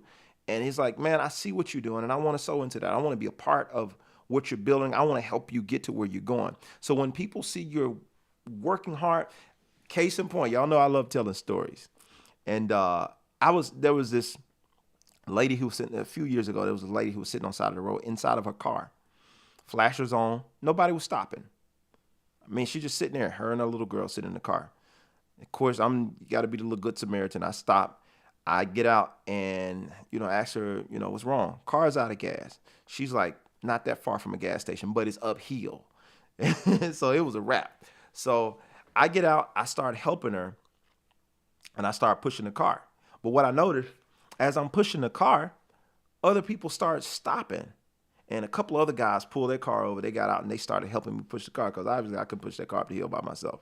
I was getting it now. You know what I'm saying? I was putting the work in. I was nudging it a little bit, but I wasn't really making a lot of headway by myself. And so the other guys, they saw me pushing the car and they got out and they helped me. And so the message in that is a lot of times the reason you're not getting the help that you want because people don't see you pushing hard enough. So, and that thing just stood out to me. It's like that lady would have sat there in her car for how much longer had I not stopped and helped her and she got out and told me what was going on. Because nowadays people don't stop. You be on the side of the road with your flashers on. As far as they know, AAA is coming. But when they see you outside of your car, looking like you're needing help, 9 times out of 10, people are more likely to stop and help you if you look like you're doing something to try to fix the problem yourself. But if you look like you just sitting there on your phone and not, really worried about it, not bothered about it, you're just sitting there, yeah, folks are going to probably pass you by. But if you look like you're active, trying to get towards that thing, it goes back to the whole thing, faith without works is dead. You can be believing to do something and you have this vision to start a band, to do this, to do that. But if people never see you put any action forward towards that thing, it's like, okay, you talking about it. It sounds good. But when I see your action, I can get in there with you because I see how hard you're working. And if this man can work this hard, well, surely I can get in there and add some exceeding abundantly above to what he's doing. Because in his own strength, he can only do so much. But if you add another person, now you got exceedingly. You add another person, now you got abundantly. You add somebody else, now you got above anything he could think or imagine because people see the work that you're trying to put in. So my question to you, what is your plan? What's the work? What's the work that you're doing to work that plan? And if you're not seeing the results that you should be seeing from your thing that you're trying to do, maybe you should check the plan. Maybe you should check the effort, right? Are you sitting in the car with the flashers on? It's something to think about. Let's read a few more of these comments and I gotta go.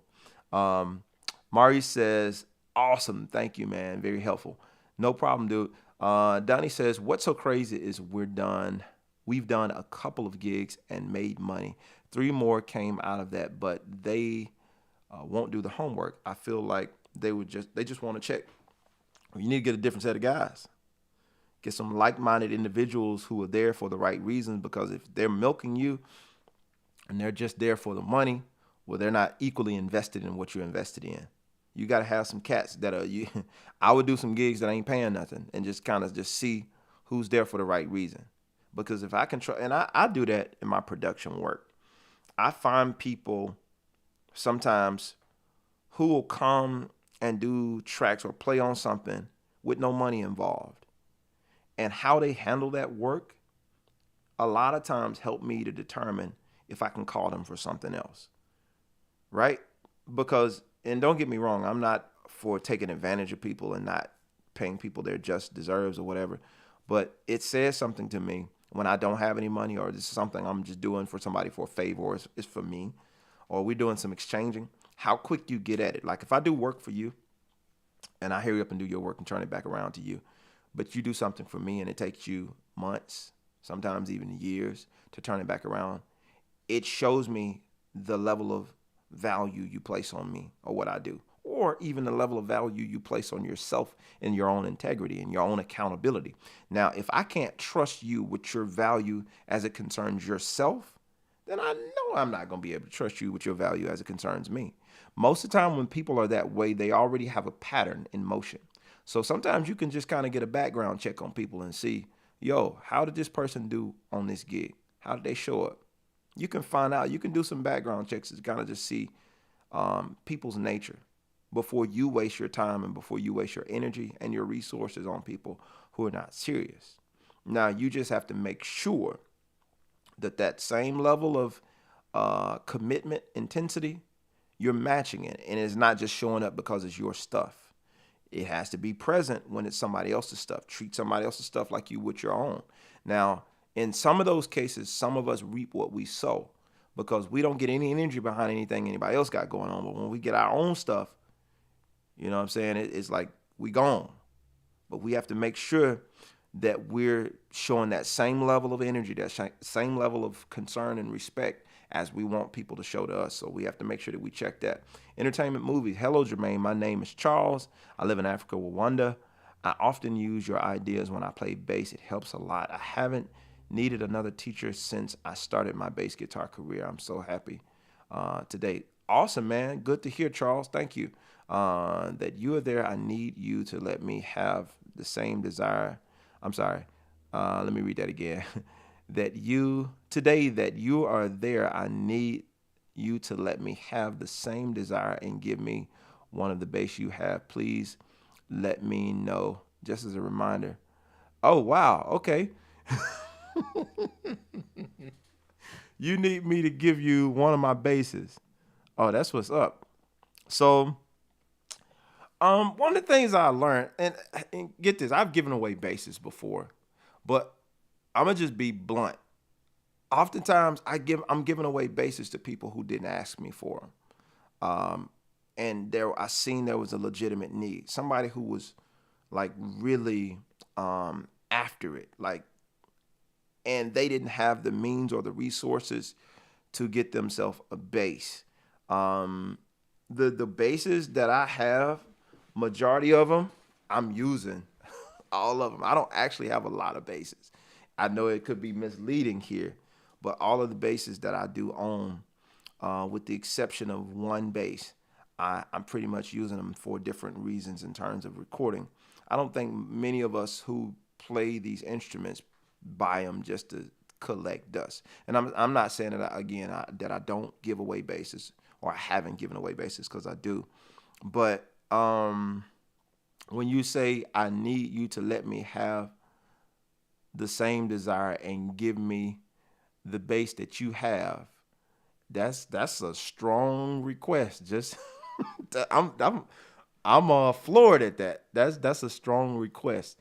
And maybe one day you will be able to receive something. But I would say the way to go about getting something like that is not to request for somebody to give you what they have. It's to actually put in the effort, put in the work, and raise your value, raise your own value level. Because you're going to send me on a rant with that one. One of the things my basses that I purchased, it did something for me when I purchased my own basses. When I spent money on the stuff, and I put the effort into purchasing the stuff that I had, you get a different sense of value for it. It's something about when you pay for something. It's something about when you work for something or you earn something versus having somebody hand it to you. Now, in the context of what I'm talking about, when I mentioned the story about my friend giving me that stuff, I never asked for any of that stuff. And he knows without a shadow of doubt that I probably wouldn't ask for any of that stuff. And I would be willing to pay him for any of that stuff because I know that that's stuff he worked for. I know that's part of his business. I know that's what earns him money. Selling that gear is what brings him money and helps him to keep the lights on and to feed his family. So I wouldn't dare ask him for that thing that I know he worked really, really hard for, and he spent his hard-earned money on, because that's something that he worked for. Now, to what I'm saying, you sitting in your car with your flashers on, if you get out and you start pushing and people see how hard you're pushing, maybe somebody will see that work and that effort that you're doing, and they will be compelled to plant into you, to sow into you. I've had people to do that for me. That red guitar that you see sitting behind me right there, if I can point at it right, I got my left and my right mixed. Somebody gave me that guitar. Once again, I didn't ask for that guitar, but at the time, I wasn't in a position to buy that guitar. But a person that gave that guitar to me, this has been almost 20 years ago, they saw the work and the effort that I was putting forth. I was a college student, and I was working really, really hard to learn. I was putting a lot of effort. I was outside of my car, pushing the car, right? The flashers were on, but I was outside doing the work. And they saw that, I needed something else. And they gave because they saw a need based on the work that I was doing.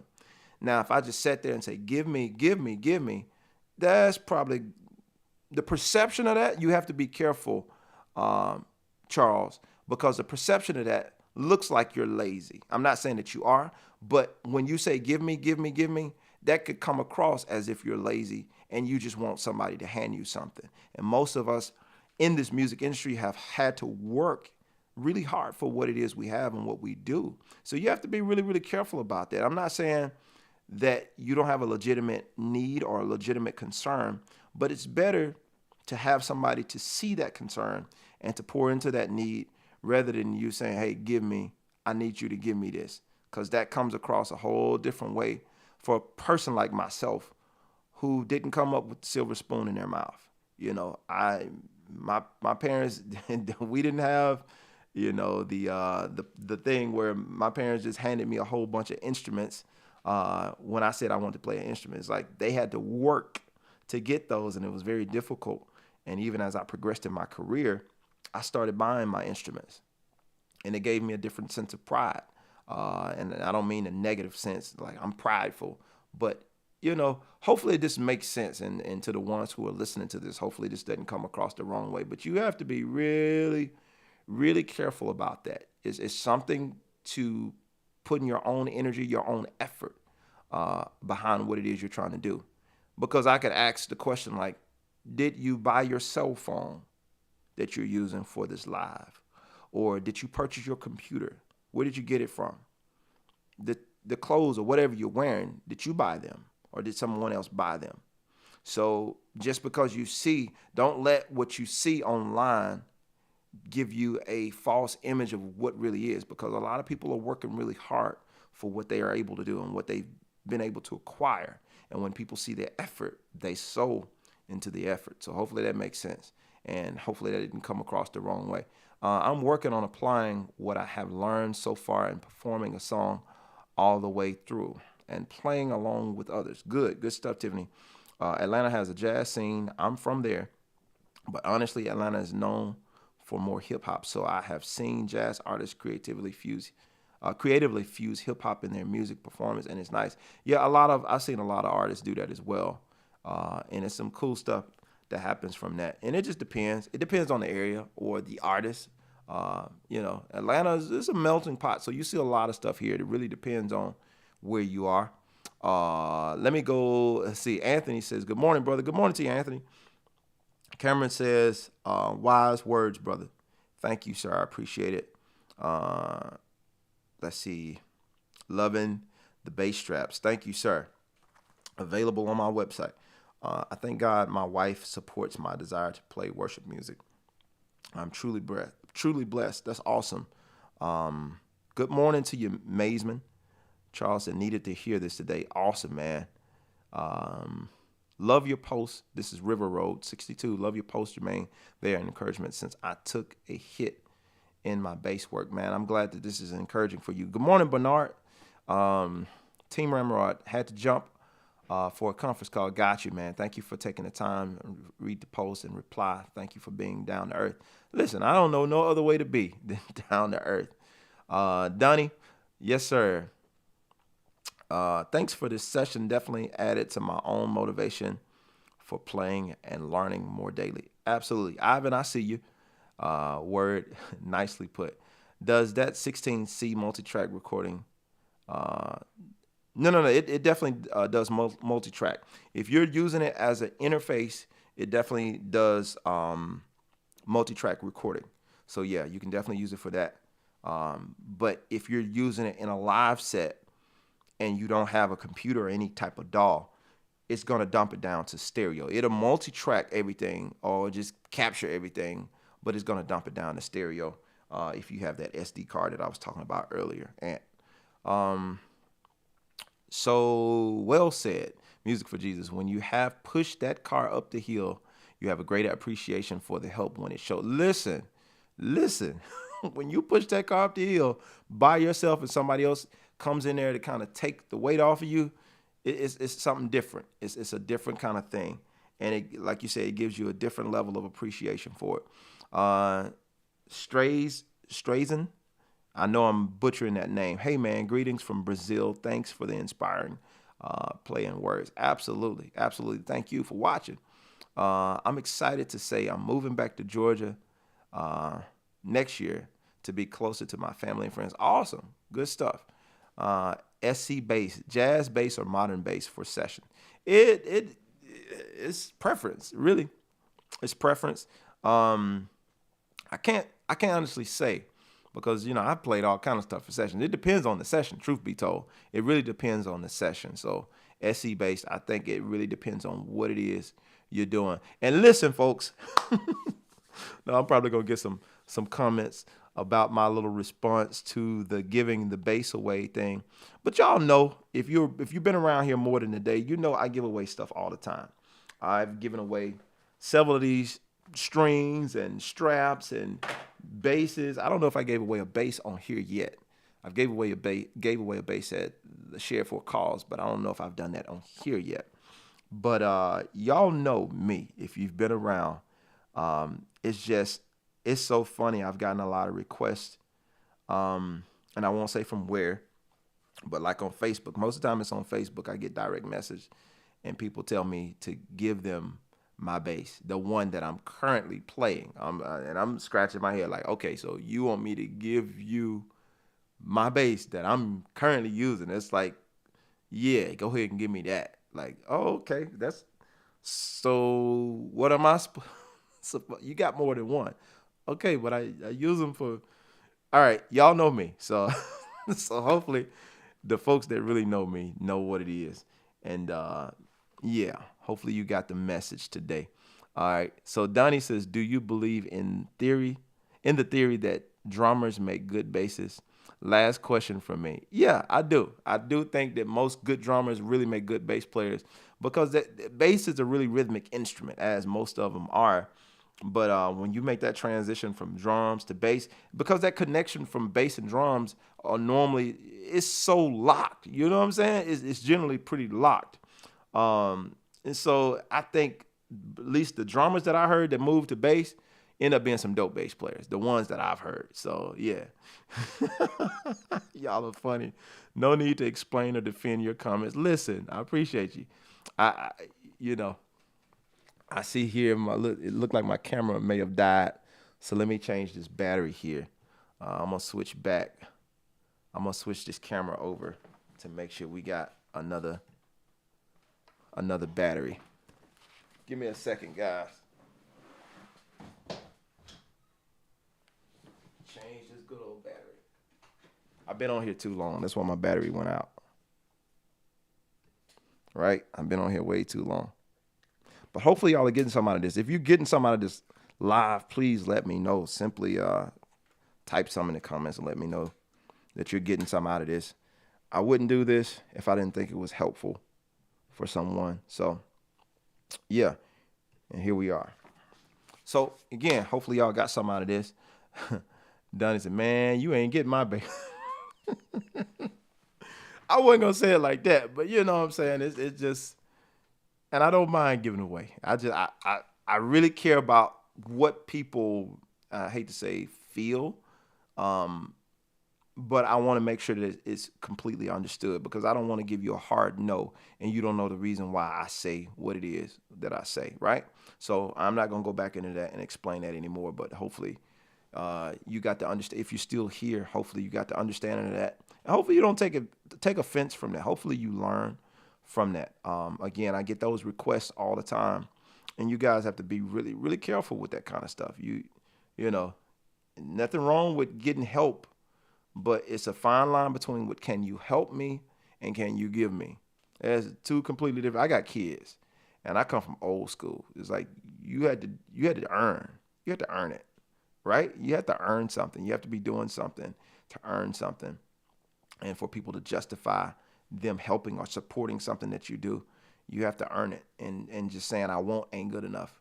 You know what I'm saying? That's just the world we live in.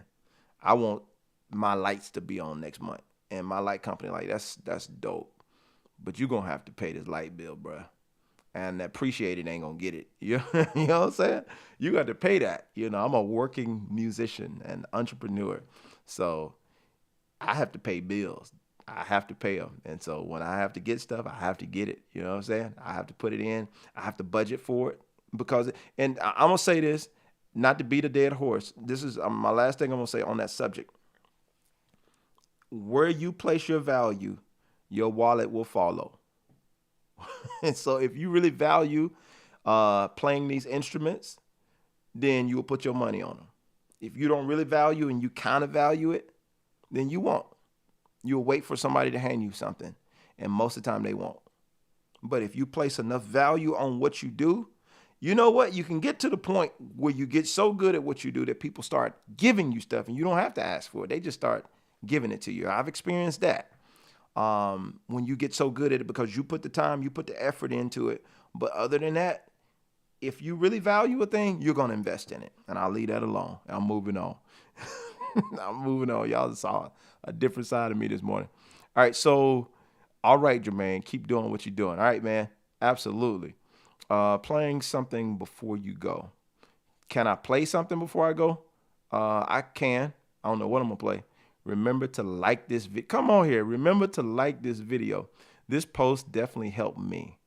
I've been pushing, but not focusing on the push, and more on looking at who's going to help. Ephesians 3:20 is huge. We don't look at ourselves in that mindset. Listen, it's majorly huge. So what am I going to play? What am I going to play y'all out with? Because I supposed to been gone. I got a session coming up pretty soon. So let me see. What am I going to play? What am I going to play? I'll play y'all out, because I didn't play that much at the beginning. And I don't feel like what I played at the beginning sounded that great. But some of y'all may beg to differ. But let's see what we can come up with, if we can go out on a good note. All right. I got one. Let's see here.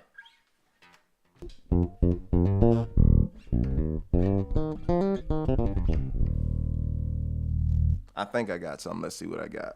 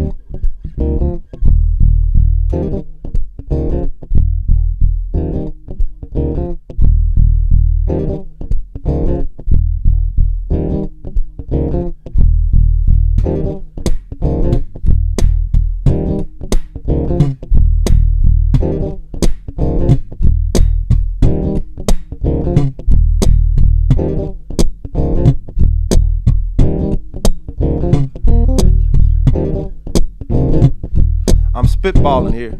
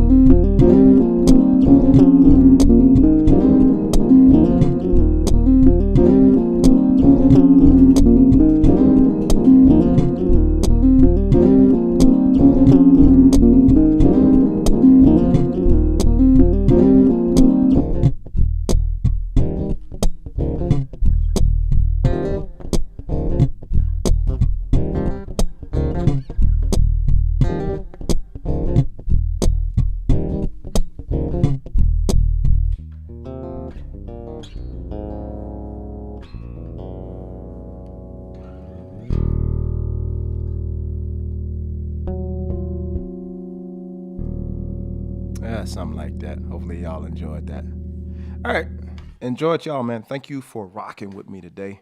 And if you enjoyed this video, be sure to share it with somebody and subscribe if you haven't already done that. And I'll see y'all on next week. I'm out. Enjoy the rest of your day. Peace.